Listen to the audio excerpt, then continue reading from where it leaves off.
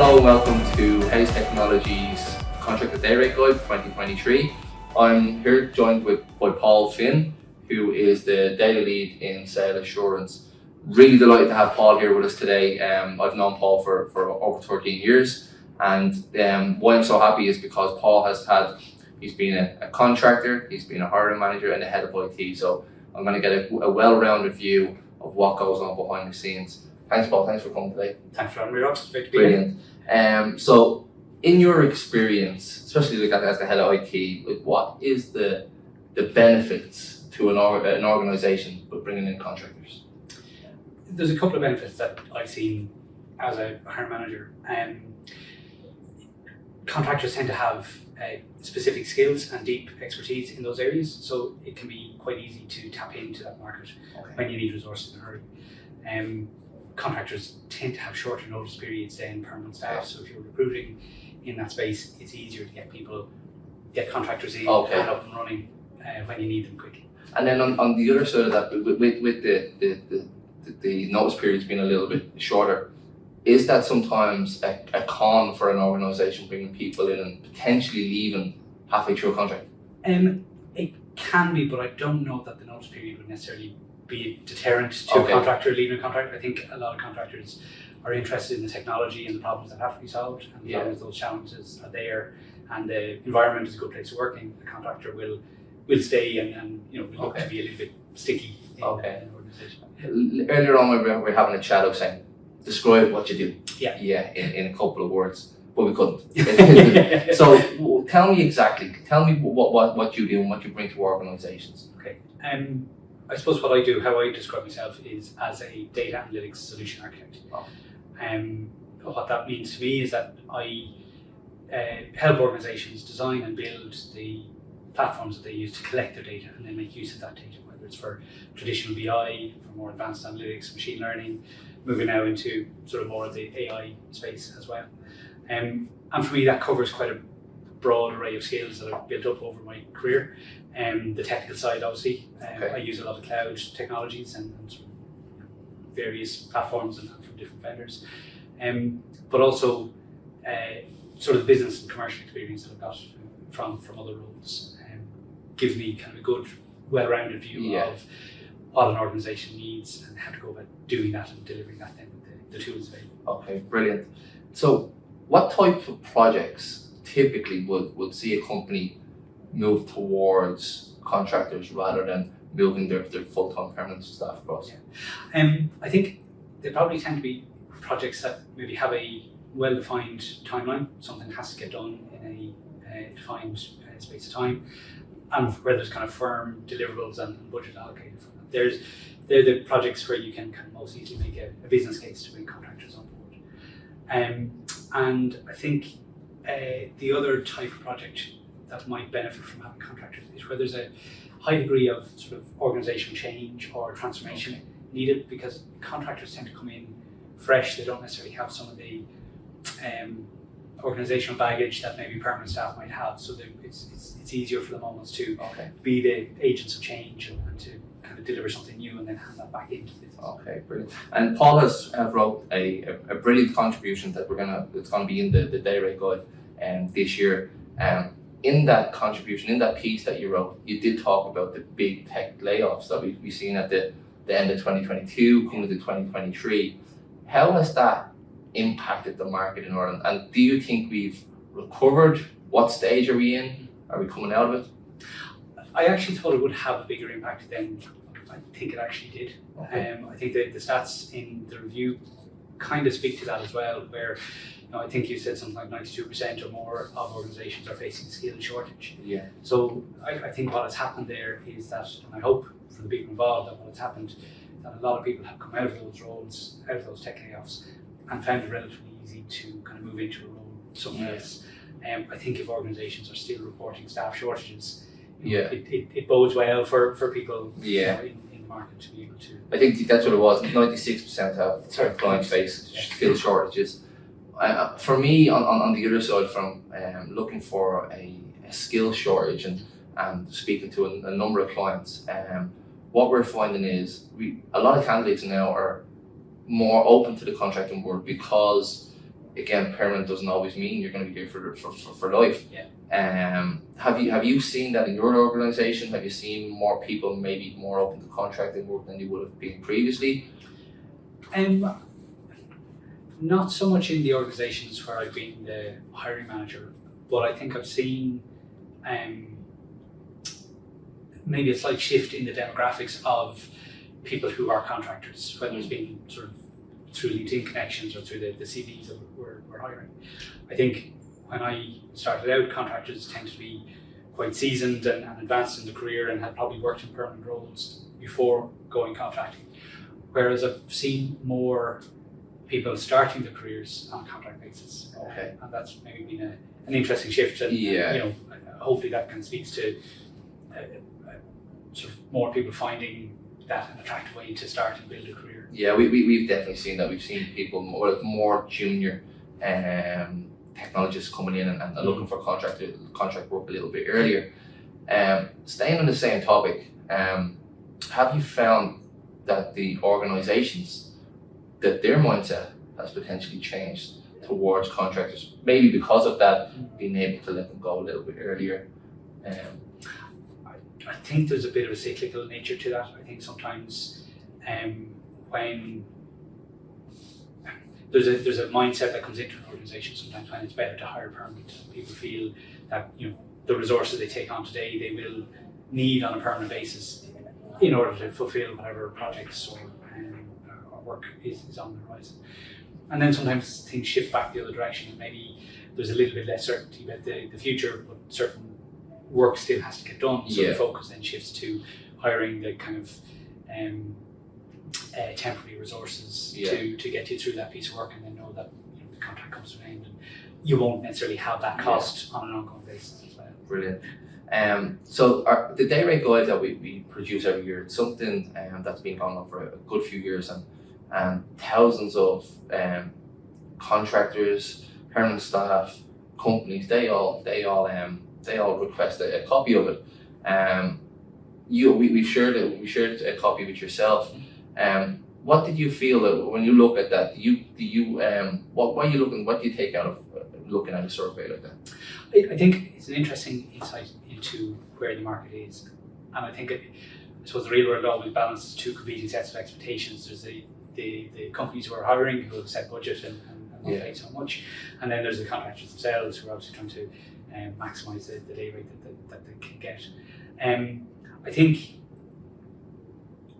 one of the things that I find is that sometimes the categorizations of certain roles in a survey like that can be very specific and don't necessarily describe neatly what an individual contractor might do. So you sometimes have to look across a number of different categories and almost average out the rate and say, okay, well, a little bit of that, a little bit of that.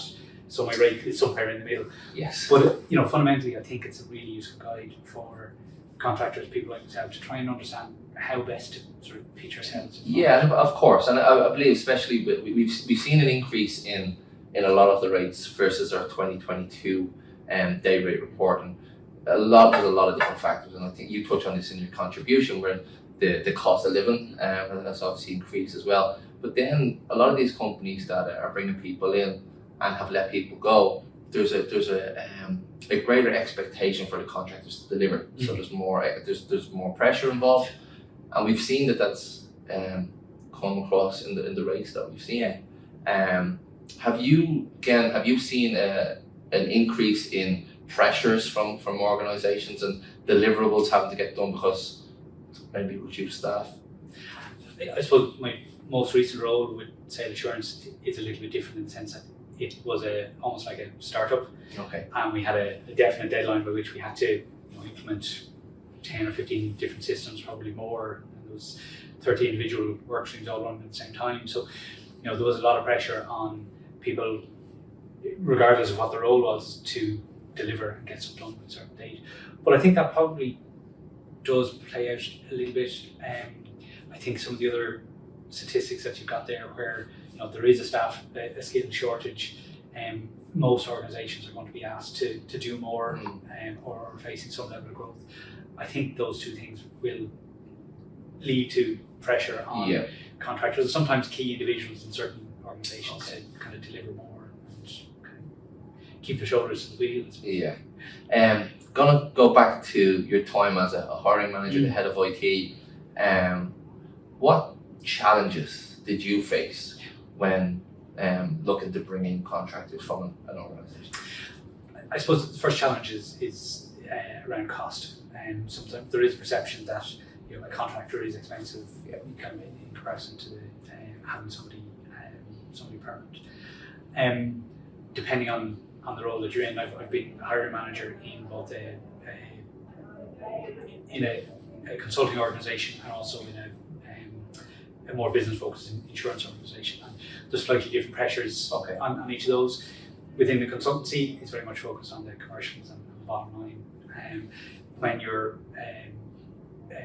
working in a business and hiring for a delivery team, the cost comparison is probably a little bit more favourable in terms of contractors versus bringing in a consultancy company, because you tend to get contractors at a slightly lower daily rate than you get a consultant from one of the big four, for example. Yeah. Looking at, so the 92% of our clients have said that they've already invested in AI tools, and I'm sure it's getting a lot of coverage across the news for good and bad reasons everywhere.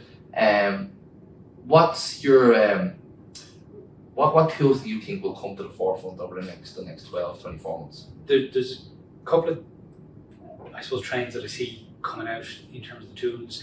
I think AI generally is probably in the early stages of its hype cycle, where they talk about it sort of peaks and then there's the trough of despair and then eventually it plateaus. I think there's, as you say, there's a lot of kind of talk and press about the sort of broad general AIs like the ChatGPT and the Bing and Bard implementations of that. What I see happening though is that the vendors are looking at how they will embed some AI capabilities into the specific tools that they've already got. So you've got the sort of co-pilot style tools coming into GitHub and some Microsoft technologies where they're intelligent assistants to what you would already be doing within the tools that they use. And then I think from a cloud vendor perspective, you have the kind of major cloud services providing AI as a service that organizations can embed into their own products. So you've got the sort of the off-the-shelf products that will have AI built into them, and you've got the opportunity for organizations to build their own products with AI within it.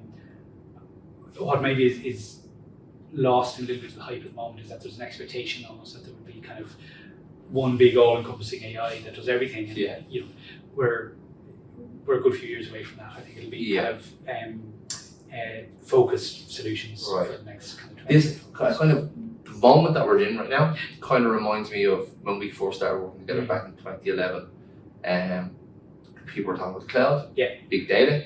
Nobody knew what it was. A couple of years later, obviously, then it started to take off.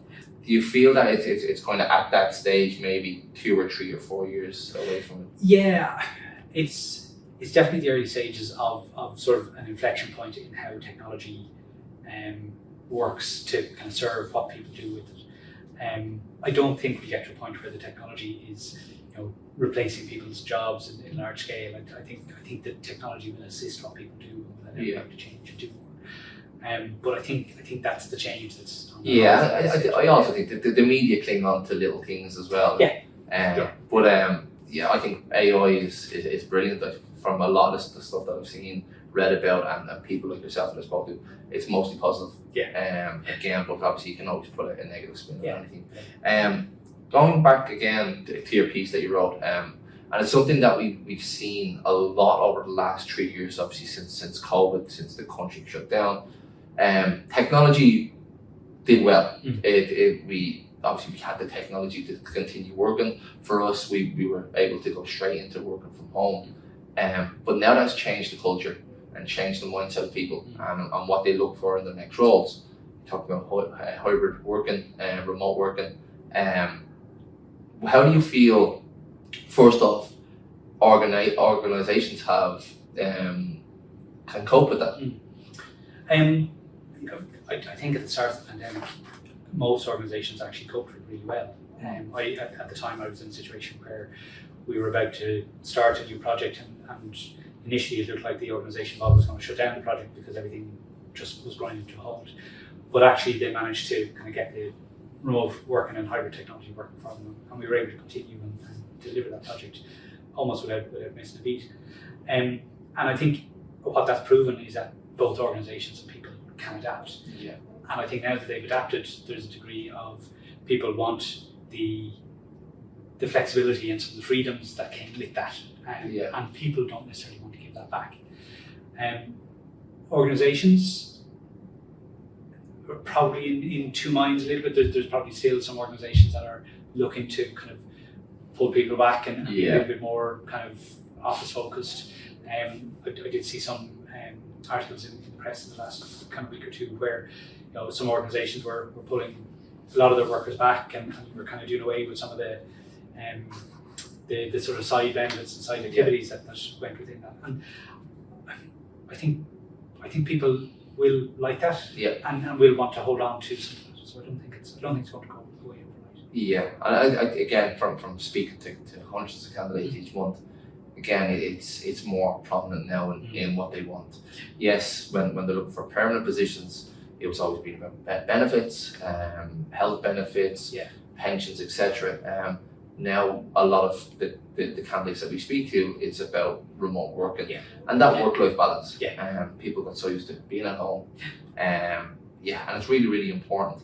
I think looking at the report again, over the last 12 months, on average, we've seen an increase of 6.7% on the previous year.